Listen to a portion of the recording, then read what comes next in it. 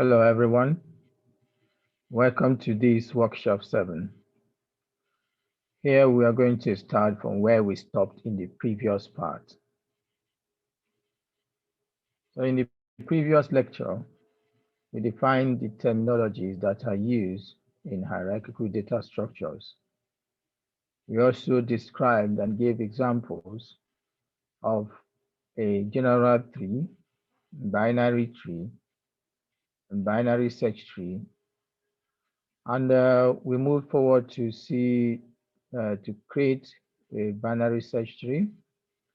You also perform the operation like inserting data into a binary search tree. So in this section, we are going to remove those ones and start from deleting data from a binary search tree. Before we can delete data or a node from a binary search tree, we have to look into some of the cases that might occur. So one of the cases that might occur is when the data that we want to delete or the node that we want to delete is a leave node. So if the node that we want to delete is a leave node, then it becomes simple for us to perform the operation.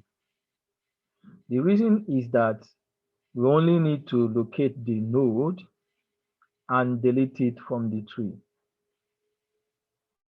And when we might have done that, the operation that we need to perform is complete.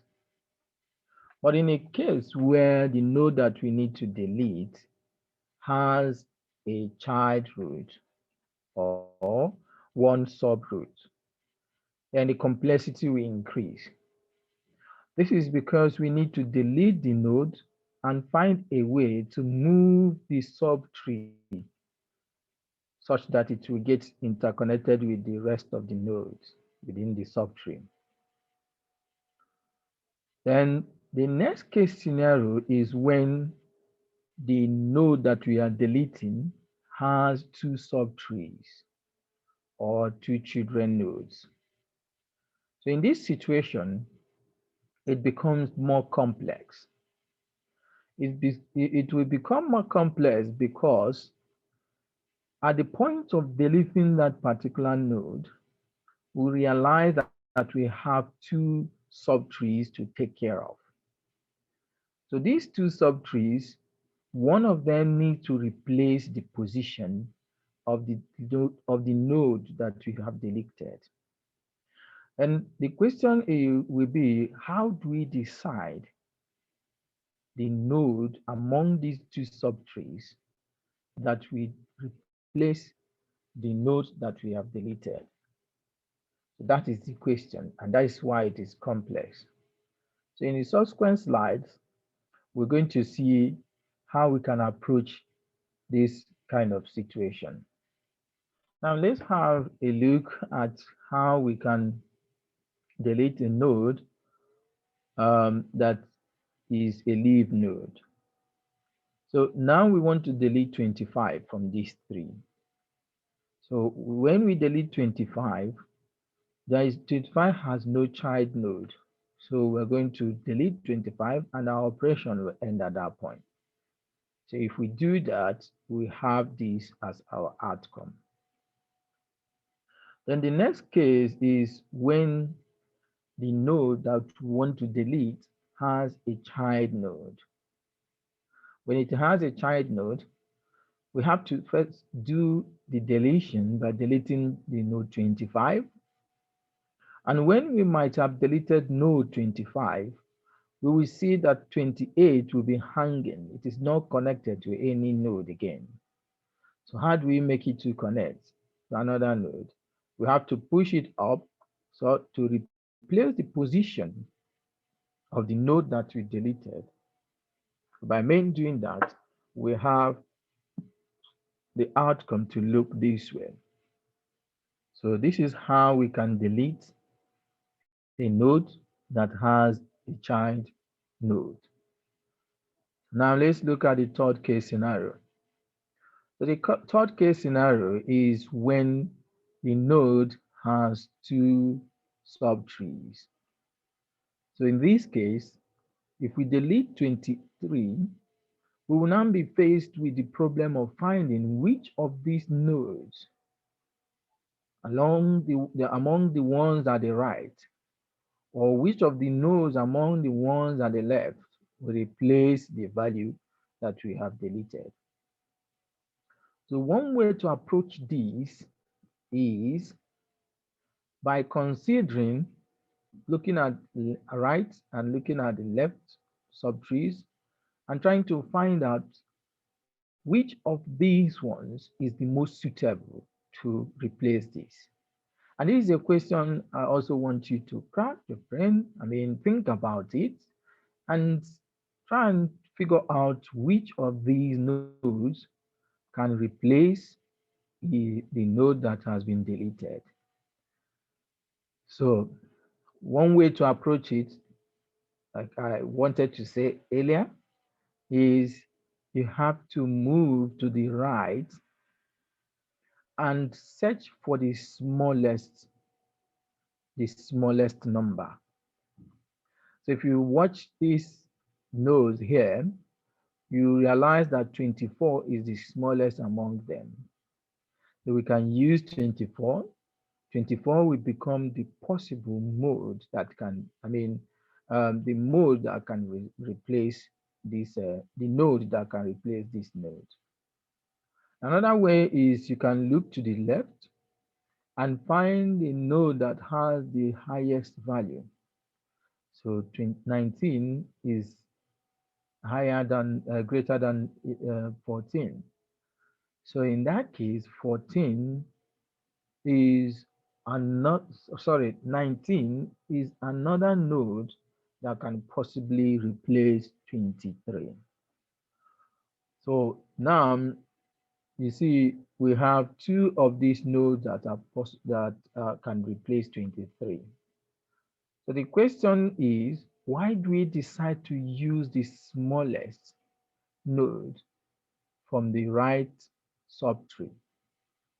So the reason is that in accordance with the binary search tree, all the nodes at the right must be greater than the root node. So for instance, if we take 28, replace 23 with 28, so if we have 28 at this point, then this node will go. So in this situation, we can see that 28 will be greater than 25. And this contradicts the principle of binary search tree. So that is the reason why we look for the smallest, such that after the operation, we will still have all other nodes after that node that you have deleted being greater than the node that you have replaced. And likewise, if we do the same thing here, if we pick the highest, then we realize that the node after that node will be lower than the node that we have replaced here. So this is the reason why we need to choose the smallest or choose the highest or the largest from the left. We can see some examples on the next slide. So in this slide, we have to answer these questions. We are required to delete node 49. So let's locate node 49. Node 49 is here and it has no child node. That implies we can simply delete it without moving any other node. So if we find it, we can simply delete it and our operation will end at that point. Then the next is node 59, which is this. Node 59 has a subtree. So if we delete node 59, we have to move our subtree to replace this node. So if we delete it, the succeeding node will be 62, and we can move it up to replace the position of the deleted node. And the next is 29. How can we delete 29? We can delete 29, but when we do delete 29, we will face the problem of having two different possible nodes that can replace the 29. So if we perform the operation, we have two possible nodes that can replace it. Why are we having two possible nodes?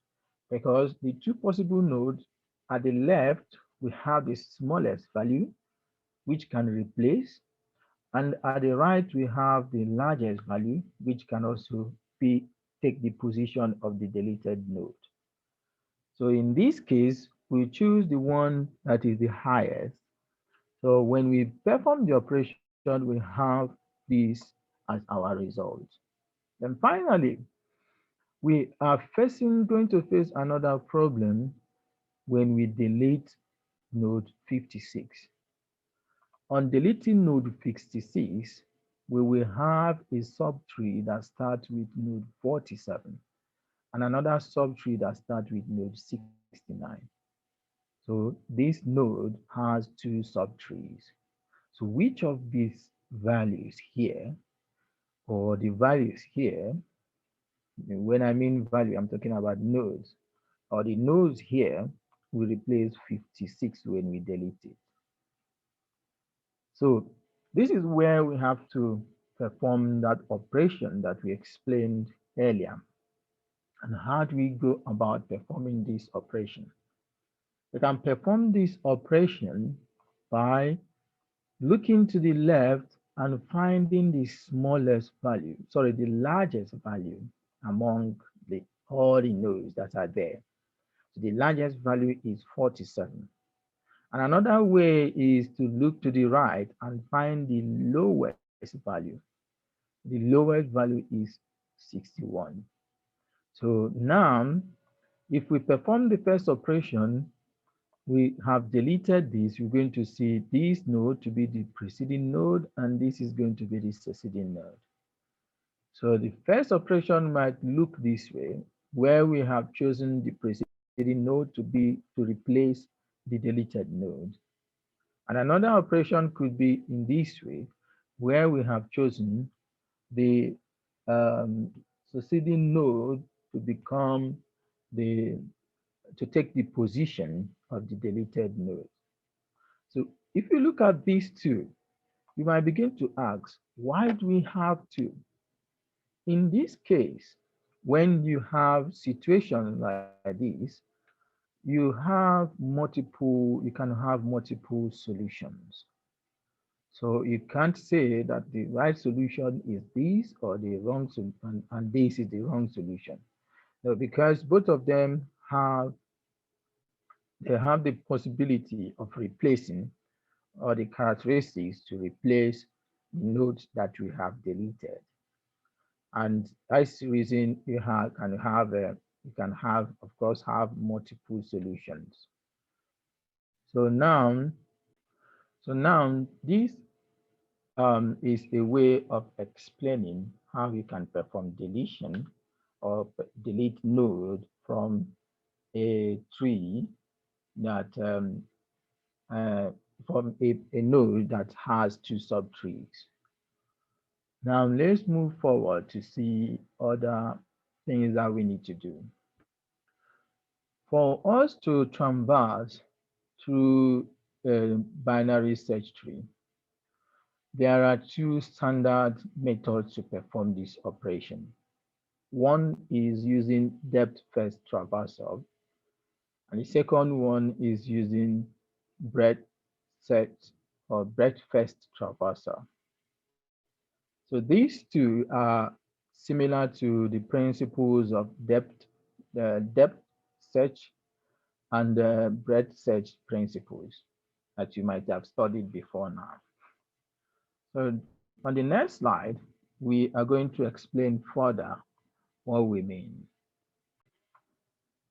Now, one way to traverse through the nodes. So why we want to traverse through the node is that we need to visit each of these nodes once. But we need to visit each of the nodes that we have in the tree only but once. I want to let us know that visiting here is not, is when we say visit is the same thing as saying processing the data in that at the particular node that we have visited, or at the particular node that we have accessed. So it's not by moving towards the node or going around, moving from one node to another, but processing the data within that node. So the depth first traversal is the kind of search algorithm that explores data from the root node towards the deepest part of the child node and getting to the leaf node. So the kind of operation that we use to perform this depth first traversal is we use stack algorithms. Because in stack algorithms, you have it that it makes use of last in, first out. So in terms of stack algorithm, you can have something going deep down from the root towards the leaf node. Now let me erase this. So the second principle is the breadth first traversal. So in terms of breadth first traversal, instead of going down towards the leaf node before branching or before backtracking to the second or other branches within that tree, the breadth first traversal visits the nodes in horizontal form. So it visits the node in level form. So if we have, for instance, a node here and have another node and another node, and this node can have multiple nodes. So the breadth first traversal visits the node in this way. This is the first it's going to visit, then it comes to this level and visit that. So if you have other nodes here, it comes to this and visit that level. So it visits them level by level. But if it is the depth try to go through this way. And when it is done going, when it gets to the leaf node, it can traverse back and go to the next branch. So this is the difference, the major difference between the traditional first depth first traversal and the breadth first traversal. With some examples, we will understand better what we have described. So apart from these principles, there are some operations that we can perform under each of these two principles. And those operations requires us to first visit, this is visit, we visit the node, then we traverse to the left subtree, then finally traverse to the right subtree. So these are the three operations that we can perform when we are traversing using depth first traversal. So in this case, if we have a look at these three variables, we can generate or produce more variables or more combinations that can be about 6 combinations. And those 6 combinations are this, and that. However, the most normally used, the most ones that are normally used are the pre-order, the in-order, and the post-order. So these are the three that are normally used. The other three are discarded. So the pre-order visits the root node before going to before traversing to the left tree or subtree, and finally traverses to the right subtree. But the in-order traversal traverses from the left, then visits the root node, then traverses to the right. The same thing is here for the post order traversal where it traverses to the left, traverses from the left, pardon, then traverses to the right, then finally visits um, the node of that particular root, of that particular tree or subtree. So we can have something to illustrate what we have just said. So this is the pre-order, and this arrow illustrates how pre-order operation is performed. So remember, the pre-order, it has to visit the root node, and it traverses to the left, then finally traverses to the right. So for the in order, it traverses from the left, visits the root node, then traverses to the right. Then the last one, which is the post order, it traverses from the left, then traverses to the right, finally visit the root node. So this illustrates how depth first traversal operations using pre-order, in-order, and post-order. So we can have a look at some examples.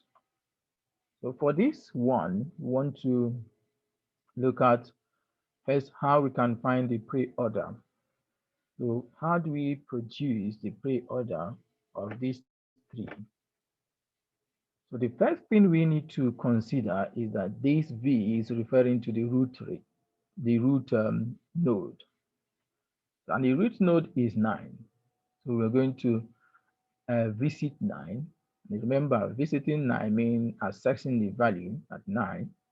So access the value at 9, then traverses to the left. So here, so when we get to the left, we access the value here, then traverses to this and get to traverses to right. Then we can now move to this part where we access 13, traverses to the left, then before we traverses to the right.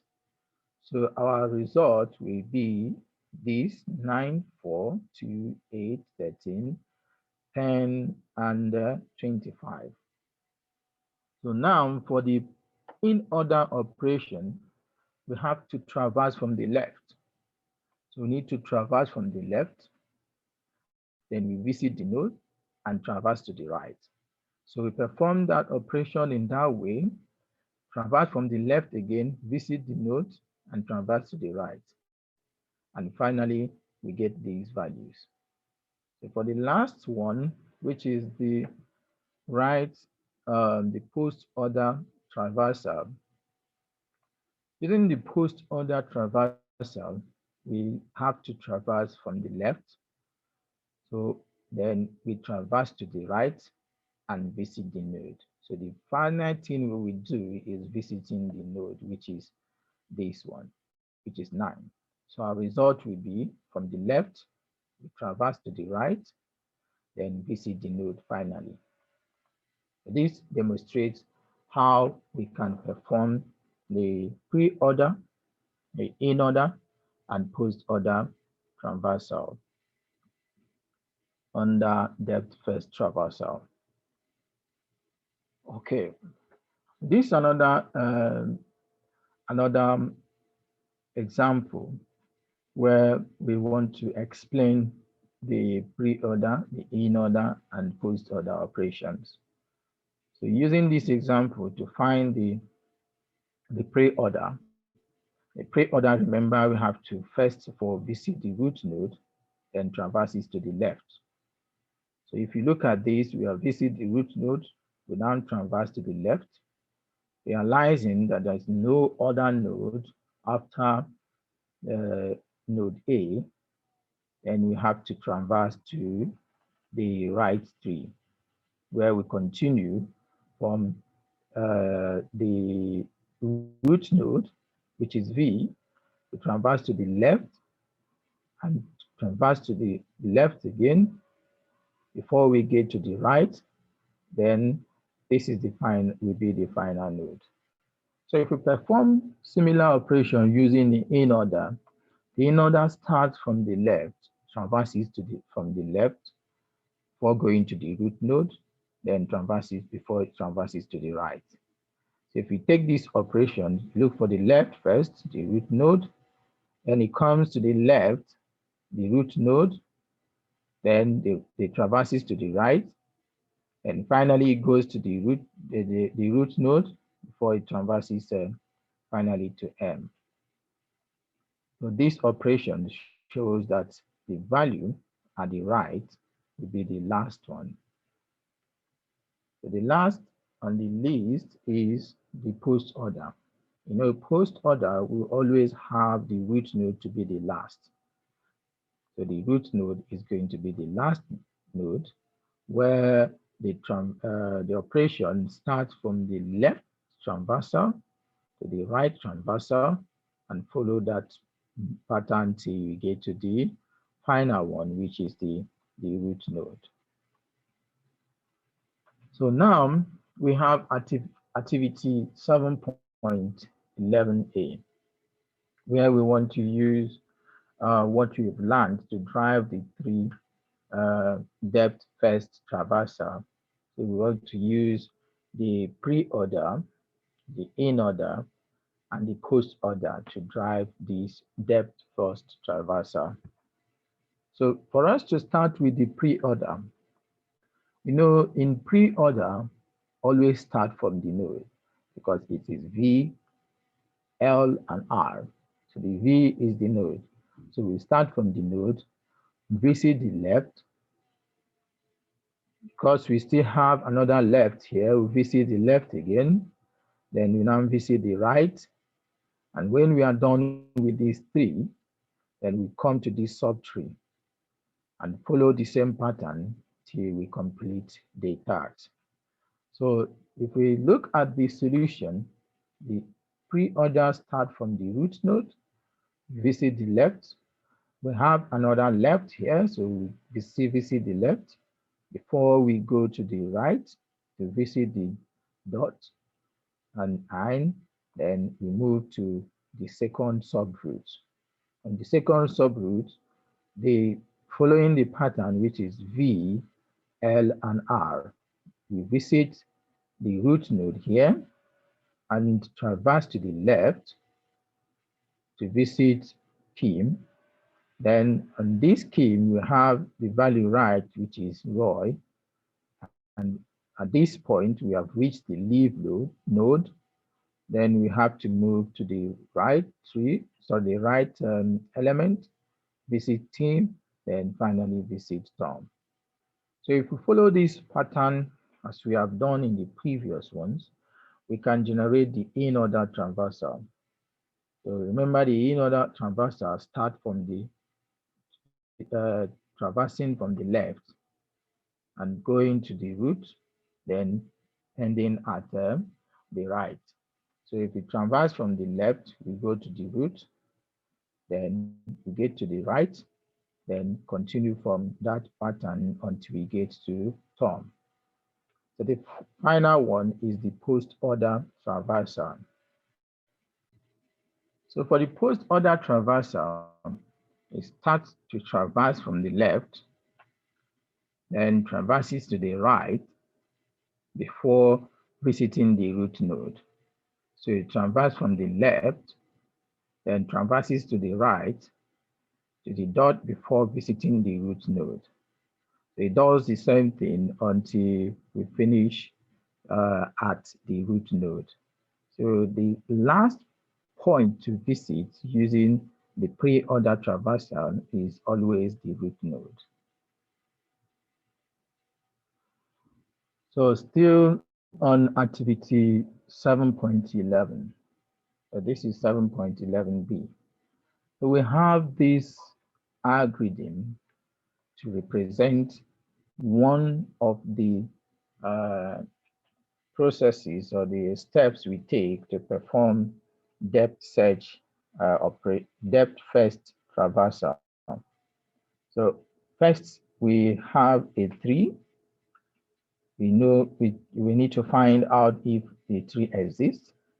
And if that tree exists, then the next thing to do is to look at the visit the root node. So after visiting the root node, we traverse to this left subtree. And the last operation is when we traverse to the right subtree. So one of these operations that we have explained in the previous slide contains these steps.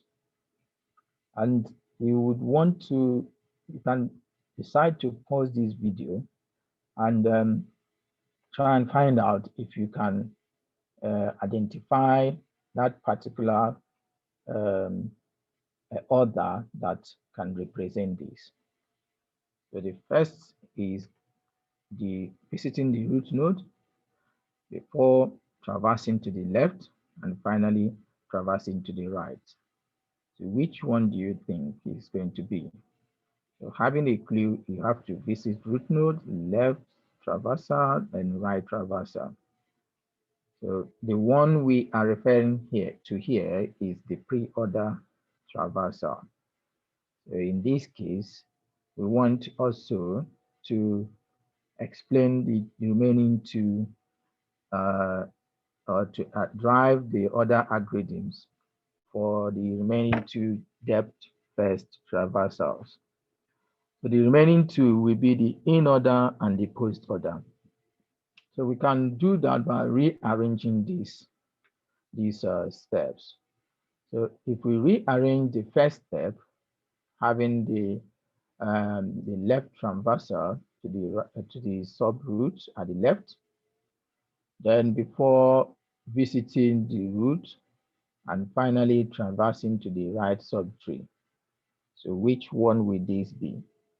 So if we have to visit or traverse to the left subtree first, then followed by visiting the root node and finally traversing to the right subtree.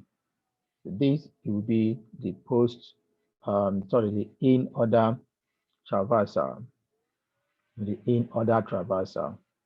So I left you with the remaining one, which is the post-order traversal to complete.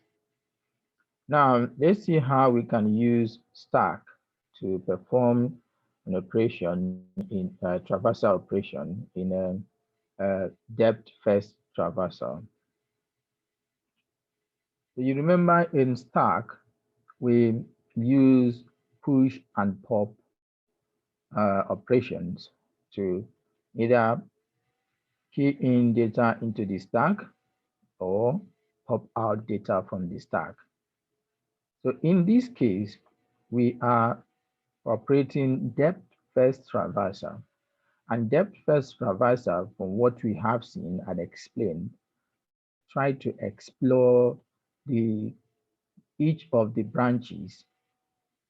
First, we try to explore from the root node till the end of that particular branch, which is the leaf node, before traversing back to another branch of that particular leaf.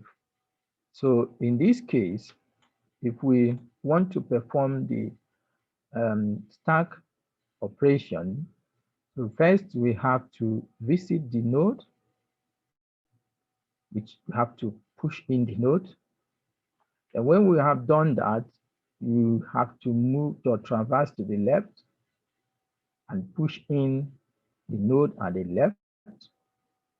So now we have completed the first step that we have to make towards the left, because A is the final node or the leaf node. So there is no other node that comes after A. So in that case, we have to move to the right subtree. And I'm moving to the right subtree, we need to pop A, pop it out, because we are going to a different tree. And we also have to pop B. So the subtree H, starts with the root node H. And if you move to the left, to access this depth, we are going to bring in D, and we have to push in D at this point. What next do we need to do? Can you guess? Guess what next we need to do? Do we need to pop out or we need to push? So we need to push in C because we have to get to the leave node. So now we have reached the lead node. What do we need to do? We still need to pop. Do we still need to push or pop? Of course, I know you guessed that we need to pop because we have to access the traverse to the next branch. And at this point, we can key in the E. So now we have gotten to a point where we have accessed all the subtrees here. We have also accessed these, but we have not accessed this. So we need to pop E. Still, now we have a pop H because we have accessed it before. Then we can now access M.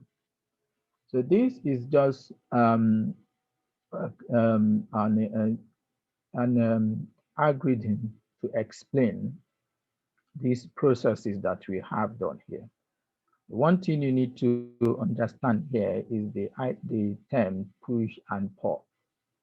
So for instance, if you have to visit this tree, you have to first of all check if this is empty. If it is not, then we have to push it in. And once we have pushed it in, we can traverse to the left. And if we have not accessed this, we have to push it in again.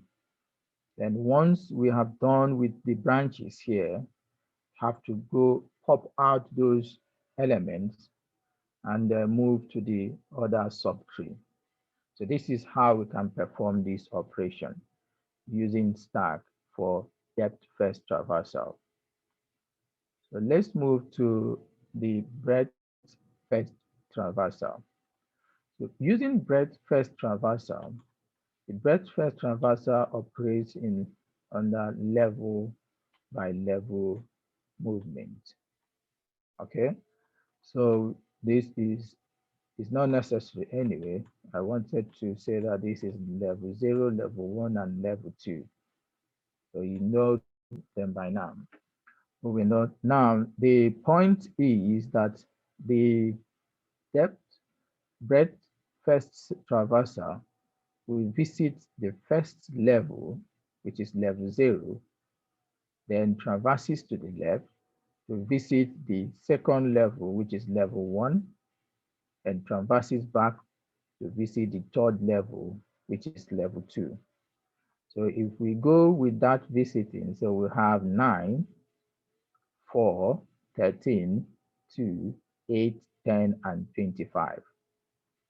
So let me erase all these things so we can have a plain sheet. So let's now see another way to do this. Another way to perform this operation is using the queue. So how do we use the queue? So we see how we can use the queue in the next slide. So we are still looking at this structure, these 3 here. So how do we use the queue? Remember the principle of queue. The principle of queue is similar to the principle of um, the stack that we have explained. But in this case, instead of having the push and the pop, instead of having, let me put it this way, instead of having the last in, first out, in queue, we have the first in, first out. The first in, first out. So therefore, the first element to go into the queue will be the first element to go out from the queue. Okay. Now, if we operate using that principle, we can produce a memory that looks like this for the queue, and the first to go into the queue is the B. So if B is on the first level, which is level 0, so the next to go into the queue would be starting from level 1. And the first on the level 1 is A. So we have to put in A and put in H. Okay. So at that point, we are done with this level. So we are moving to level uh, 2. So on level 2, we can pop or the Q, sorry, can decode B as we are done with everything here, and begin to have D. Before we have D and M, we can dequeue this one as well.